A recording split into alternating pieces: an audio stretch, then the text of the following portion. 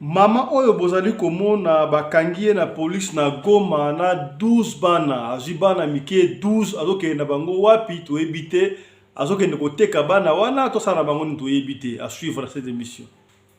Totikala kaka na Goma po toloba boye gouverneur policier abandi ko taxer batu ba plaque parcellaire na $15 bande ko baleli ezalaki na $5 et triple ndenge nini na $15 au moment où bazali na guerre.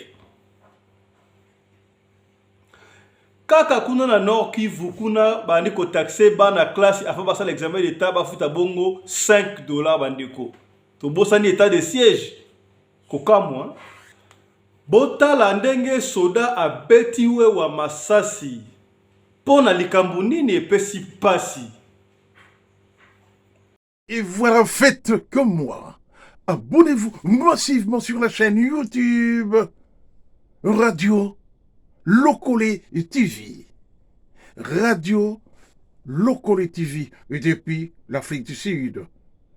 Et bien sûr avec l'animateur, le principal boss, Fiston Belende. Mobali mbinga na mwinangolo aboya hydroquinone. Soki ezotambola basheri bazokwea mayanga. Na retrouve douce tendresse affection epana yo. Nasalelo nini pondi make na kupendaka sana. Shita kwacha Belende wenjo. Mbote na bino bandeko balandi ya Radio Lokole Télévision bisika nyonso bozwami, merci na confiance pe fidélité oyo bopesaka bongo na programme oyo Radio Lokole masolo epai wapi toyaka ko solola biso na bino ko beta masolo makambo ezali ko leka bongo na communauté na biso obo mesano to pesaka na information et puis to beteli bino masolo lisoto ko solola lelo ezo pesa biso pasi na ko circuler na Instagram na compte ya ndeko moko boye asa ivoirien mais asa tellement africain mais toko solango kaka ye balobi asa na 18 ans mais alingi maman moko ya mundele ya 50 ans ba osala ba délure ba do sakana epesi pasi biso na bino lelo toko solola yango na sengi mama papa benga bana mibali ba vanda waso ba mikolo ya basi ba vanda pe to solola ka to pesa conseil po awa to ka ko solola ko pesa conseil pona to jaillir lumière pour na communauté na biso ekende liboso ya solo bando kebele to fa libanda to fa na mindele sikamoko to ko voir ba différentes cultures mais to bossa na te culture na biso ba africain d'abord culture na biso ba africain to yebike libala ezalaka mobali ezalaka mukolo mwasi ezalaka mwana muke soki comme vice versa ezalaka nango mwasi akoleka pe na moi une année moi 2 ans mais soki comme mwasi 50 Mobali à peu près 18 on est commis nungu to kosolongo na bino awakaka na Radio Lokole. To dire ko bango na sommaire bande ko pesi pasi bande ko ya Goma baleli kuna to yebike balança qui pratiquement état de siège donc une année mais bande comme sous basolo ba résultat ali musu bali comme na résultat te mais to yebike bali ko continuer ko kata mitu ya bande ko na biso na Goma kuna pendant que ba désordre de ça dans village gouverneur au bataille militaire, oui c'est vrai que le gouverneur a dit que est-ce que ndenge ni population a dit que là balobi ba plaque parcellaire au bozomona on a plaque parcellaire avant état de siège et là qui bon on a $5 et puis ba ko so ba somba ki yango déjà nanu esili kututé validité nango esilité gouverneur policier yé a changé à sika et puis a té sika abona $15 ba population ba leli na état de siège oyo ba ko mbongo wa pepesi bango mbilinga teyo kana ndeko nga pesi message na chef de l'état à leli. Monsieur le président de la République, bonjour. Je vous écris ce message parce que vous êtes le commandant suprême des forces armées et de la police. À Goma, le maire policier vient d'imposer à la population de lui donner entre 3 et 4,5 millions de dollars à son usage personnel. Il vient d'imposer une plaque parcellaire qui coûtera $15 alors qu'il y a encore des anciennes plaques achetées il y a moins de 6 ans et qui étaient à $5. Il a triplé les prix sans aucune raison valable. Ce maire de la ville est en train de rançonner la population au nom de l'état de siège. C'est inacceptable. Et vous avez le devoir, cher président, d'agir. En même temps, le gouverneur militaire impose à chaque élève du territoire, de tous les territoires du Nord Kivu, de lui payer 60,5 $ américains pour avoir le droit de passer les examens d'État et avoir le bac. Comment dans un état de siège, comment dans une zone en état de siège, ce qui veut dire en guerre, on peut demander autant d'argent à la population? Le gouverneur va se faire jusqu'à 4 millions de dollars américains, rien qu'avec ces 60,5 $ qu'il demande à chaque élève. Dans le Rutshuru, les élèves pendant 5 jours ont dû fuir les affrontements du M23, mais ceux-là aussi doivent payer. À Béni, cher président, plusieurs élèves ont décroché avec les études parce qu'ils ne peuvent pas payer cet argent que le gouverneur militaire leur demande. Excellence, Monsieur le Président de la République et tous les membres du gouvernement à qui je vais envoyer une copie de ce message, vous devez agir. Il est inacceptable que quand logiquement on reconnaît que le Nord Kivu est en guerre, on soit encore en train de rançonner la population. Le maire de la ville met en prison toute personne qui ose contester cette décision. Et hier, il a mis en prison un jeune militant de la Lucha parce que seulement il a osé interroger l'opportunité d'imposer de nouvelles plaques arcellaires qui coûtent 15 $, c'est-à-dire les triples des anciennes.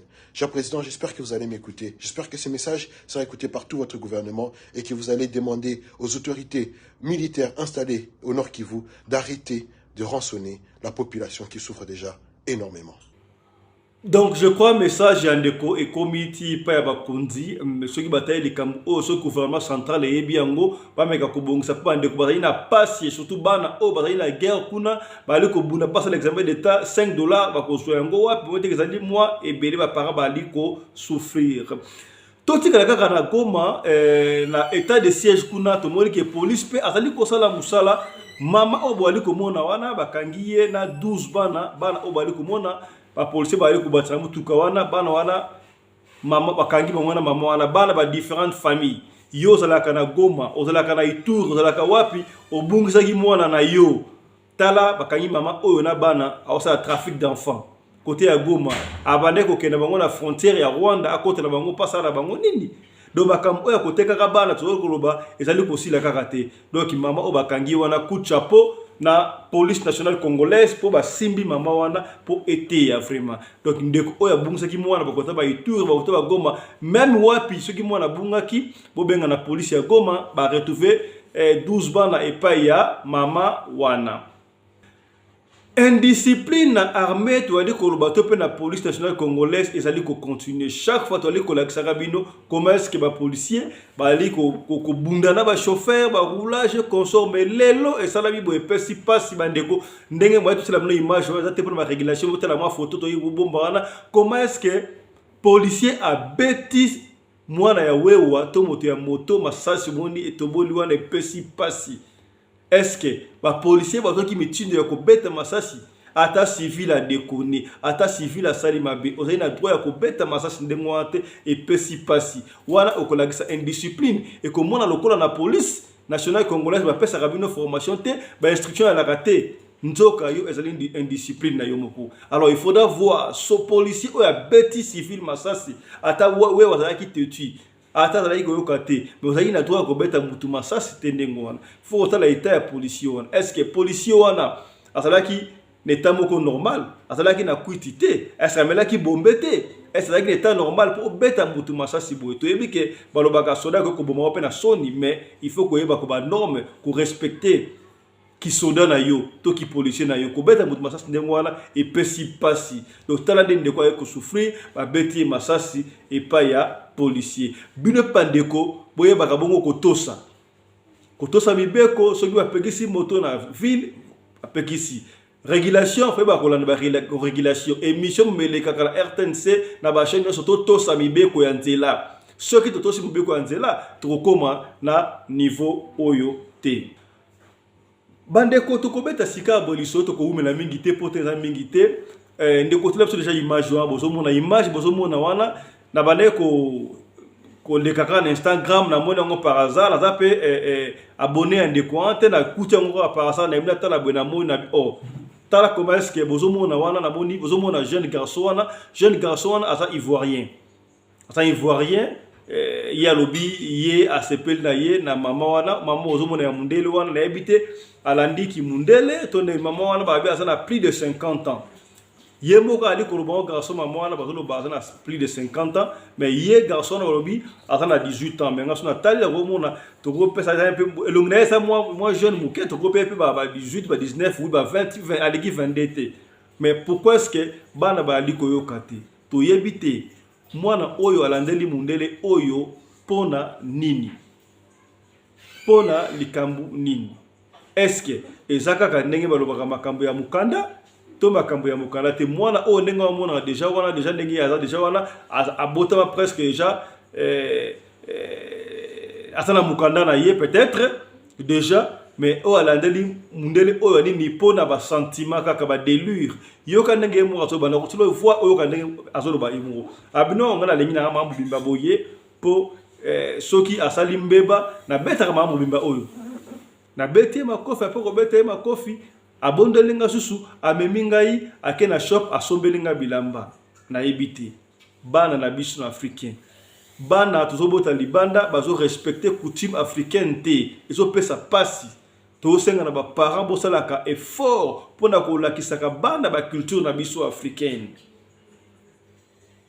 bana ya mikolo to yebike bazana mutu makasi bana ya libanda bango kaka nyos tu I know je sais na yebi kunieso oyebi mais oyebi te d'abord so ok to me ko expliquer mwana oyo azomona ngo siko eza sentiment baningale bamona ye azotambola na ya koza koko na ye koko ya mundele wana to mama ya mundele azomona ngo esengo azana mundele azana ma position me makayene ba boutique asombele biloko mais conséquence nango oyebi te conséquence nango oyebi te lelo to moni mundele wana azana ye boka ntsaka teke ba magie ba kindoke salaka pa ba tumuindo non pourquoi est-ce que mama ya ajuana ya 50 ans wana pona nini azokolanda jeune garçon iloko nini azana ngo besoin pa jeune garçon oyo azokomitika ndengo wana d'abord quelle impolitesse yo ko simba d'abord mama mukolo na âge d'abord zo mama mukolo na yi akosimba mama mukolo était déjà malédiction. D'abord, tango zo sangana mama mukolo parce que Bible lobi yo mwana ko mona nidité ya mama na yo te tamba ba nidité mama et ça ka te mama o amoni yo te mama o lo sa ko bota yo ko mona nidité na yeti to ebike mariage équiparaté ceux qui déjà majeur que ça soit mobali to moi si okoyi kobala mais biso na culture na so africaine to ko bosa na yango te culture na so africaine to yebaka ke mutazala mingi mukolo na mariage ezalaka mwana mobali mwasi azalaka toujours mwana muke par rapport à mobile parce que pourquoi basi ba développaka rapide par rapport ya mibali. Oui, il y a des cas où comme on a quand même mutu pe bali mwasi azali mwa mukolo par rapport à ye mais ba âge za kabeka rebelité soit pour la âge moko moi ça ko le kona une année to 2 ans to 3 ans mais ce qui est comme na kaneti ya mwana oyo bozoyi ko mona boye ye ababi aza pepe na 18 ans ndenge balobi ndenge zoloba mais to pesa ka 18 na 22 olinga mwasi o aza na plus de 50 ans exemple la muteza malédiction ça sacrilège ne balobaka et ça sacrilège et puis vie na yo ekozala muku c'était parce que déjà plus de 50 ans ndenge wana progéniture na ezalité mwasi wana akobota lisusu te et atabo ko adopter ceux qui vont adopter mwana kozala mwana na yo vraiment te ko pesa mbilinga vie na yo kozala ndenge nini ozomona ozokota trouble na vie na yo kaka yo moko et ça là mbongo pa ba ivoirien mais bana na biso ya ba congolais ba mama bozali kotala ngai ba papa wali kotala ngai bo benda ka bango matoi to ko lemba te bola kisaka banda culture na biso africaine bande ko mingi Afrique tout le bagage ba congolais ba africain surtout presque national africain francophone surtout bana o ba robota ma libande ya mboka na biso d'origine tout na kaka est-ce que oyebi avenir moko songolo o ezaka na Congo tout na tabana bino oyebi commune ya Kinshasa za la ka ayebite oyebi mama kutu na bina fanda ka oyebite oyebi koko na bina fanda ka ni tout na kaka ata ville ya Kinshasa wa za la combien de communes ayebite makambo ya mboka ayebite mais ayebi makambo ya mboka mususu pourquoi ça eza ba parents biso ba parents to se vaguer na makambo ça inutile ozomona o conseil kingane ko beta ba kosala mbangu mais pourquoi ne pas créer une académie congolaise to africaine Nakada pays na pays Afrique c'est l'académie nango oyo sika wapi un centre culturel moko quelconque oyo bana na biso to bota libanda bakela ko apprendre culture na biso pour ça sacrilège na ndimite ke soki mwana zali na Afrique azala na Congo ya Kinshasa, Congo Brazzaville, Angola, Mali, what que ce soit wapi que pour les maman mukolo nengo ke so mundele akondima mais bano bazoko la libanda bazoko mona ngo normal oh ça normal c'est anormal et ce qu'on peut ça bien te bandeko tala pena boui te yo kono mona onde mo azolo parce que on peut sengwa do il sait quoi au-dessus de tout le monde, il croit qu'il est vedette, il croit que ce qu'il fait là c'est bien au moment qu'il a des progéniture à venir là ils sombre. La maman qu'elle cherche là au bêta maman mukolo au provoquer pour na au bêti maman mukolo abonde là à mon magasin et après quand tu vas atteindre l'âge où va te permettre de devenir un homme, qu'est-ce que tu vas faire? Parce qu'il y a un âge où c'est un âge au Komawana, maramba bilamba, maramba vie, ça ne sera plus important, tu dois t'organiser. Comment tu vas t'en sortir? Au Gosa Landengenine. Derrière moi, la déjà bêtise, déjà foutu. Bêtise déjà foutu. Au Komona, au Salaki na Maninga, pendant que toi tu te constates dans ma délire, Rezangatina, dans ma camarade, dans ma Kolukaba Koko et Mindele, non seulement Mundele, attention qu'à Mundele, il faut rien, oh, ça Mundele, mais aussi en général. Il y a même des enfants à 18 ans, 19 ans, oh, bah, maman Mikolo. Tout, oh, maman Mikolo, bah, l'andarape, bah, la mikie. Tout, on parle de tout. C'est yo kana lumano nenga solo ba yemo ko les sengono ça mon est normal yo kana lui. Donc quand c'est comme ça moi ça me fait mal. Faut la laisser. En tout cas nous on est tranquille. Non on s'en fout. Nous on est tranquille. Taper même. Il tape non et puis c'est pas moi qui paye iPhone 13 pour quelqu'un. Il tape et puis on paye pour moi. Moi je frappe, quand je frappe comme ça, on m'amène la boutique, on m'achète des histoires et qu'on sort. Il y a ce monde très bien. Ba maman, ba papa, bobenda bana matoi. Tozo komona comment est-ce que ba bana ya génération montante oyo à cause ya biloko bisengo ya mokili kolinga mbongo na yebte bana ya mikolo ba lingi mbongo pona nini mbongo baluka ngo na loyengi ndingo ante bana boyo kaka. Papa mama tindela mwana na émission oyo atala. Tozo ko lakisa bino awa comment est-ce que ba jeune fille mingi tozo na sera ba jeune fille bazo ko bela mingi liboma. Lobby fois passé tout ça kibino vidéo ya fiko abela ki liboma na Lubumbashi vidéo msebimi film sous abeli liboma na Lubumbashi ko lakisa bino ngo lobby to ko sala analyse bomona pona nini lokoso kaka précipitation quand tu aimes trop l'argent ça te pousse à faire du n'importe quoi.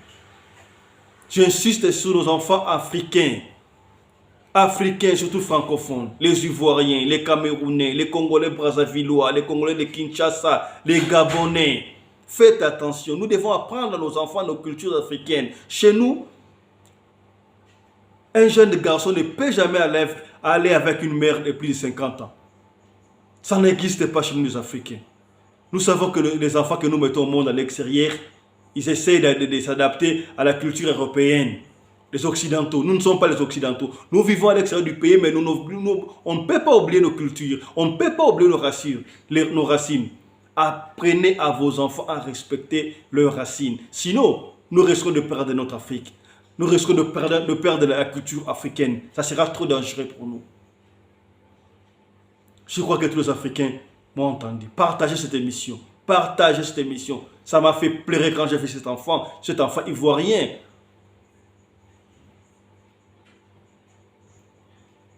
Ça m'a fait peur. Je me suis dit, voilà, la culture africaine qui vient de se partir. Nous sommes en train de perdre notre culture africaine. Comment est-ce que cet enfant, un jeune homme de 18 ans, peut épouser, peut être en relation avec une mère, une maman de plus de 50 ans? Il n'y a pas d'harmonie. Il n'y a pas d'harmonie. Même quand vous sortez pour aller au restaurant, vous sortez pour aller vous amuser, je ne sais pas moi, à la plage, qu'on sort, qu'est-ce que les gens diront? Oh, cette maman a adopté ce garçon-là. C'est ta mère adoptive ou comment? Et quand vous présentez, c'est ma femme, ou c'est mon girlfriend, ou c'est mon fiancé, je ne sais pas, c'est ma copine, ça ne sonne pas bien. Tu te rends ridicule toi-même.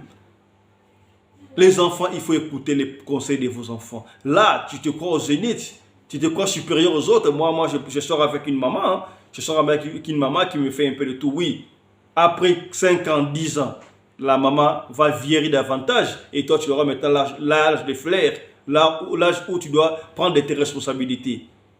Si tu n'as pas appris comment chercher les foufous, si tu n'as pas appris comment chercher l'argent, comment tu vas t'en sortir? Et sache-le bien que la maman là ne mettra plus au monde.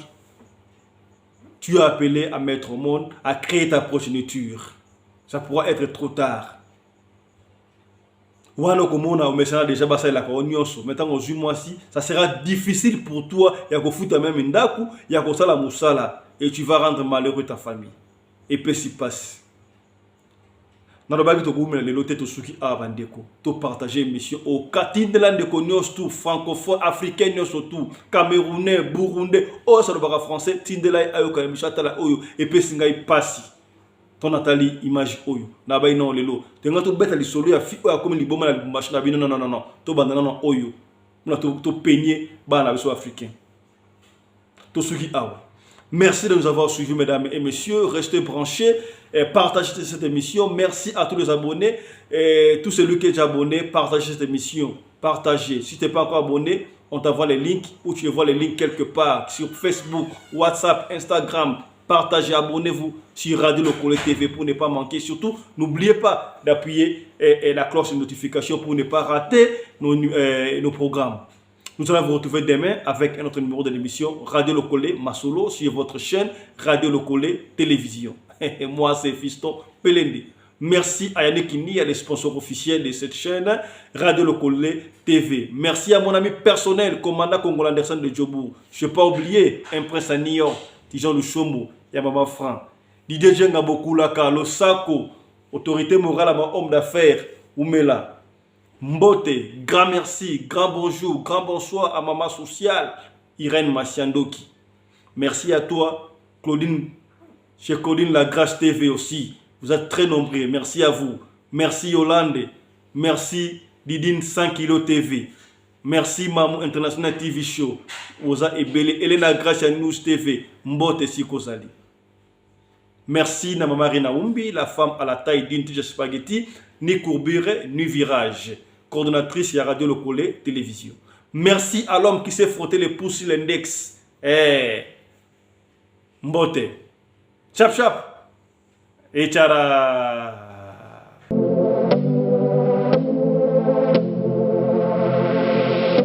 Bonoma. Il y a une famille fashion. Donc la mouki a volé la peignoir. Dans les papas, la bonne son mari les yali, nous tout. Une famille. Déjà c'est le bâtiment. Une famille, au monde aussi, une famille, quoi, c'est un modèle, c'est un couleur réveillée. Un chapeau, un képi, une famille. Les ensemble, une famille, c'est qu'on a fait, on a bien ensemble, mais pas moi, ils vont à l'autre. Là, tu peux au monde la petite, là, relax, voilà, nous sommes une famille. Une famille. Donc, on a dit ça, nous sommes à Congo, on doit consommer Congo. Une famille à Congo, pour consommer en Congo. Donc, c'est une famille. On a dit ça, nous avons la Congo. Comme on m'a dit, les vêtements en bout là. Vous avez mis accompagné quoi. Moi, chacun une famille, en collaboration avec Mercedes. Tu vois, pour le tourner là, on a Mercedes. Chacun c'est une famille. C'est une famille fashion. Moi, je suis automne la bembele, je suis pareil. Une jaquette, c'est une famille. Jaquette oyo, ma chapeau, c'est une famille. Pour Salino, c'est une famille. Ma chemise naïe, couture voilà, c'est une famille. Jaquette oyo. Moni, hein? Consommons Congo.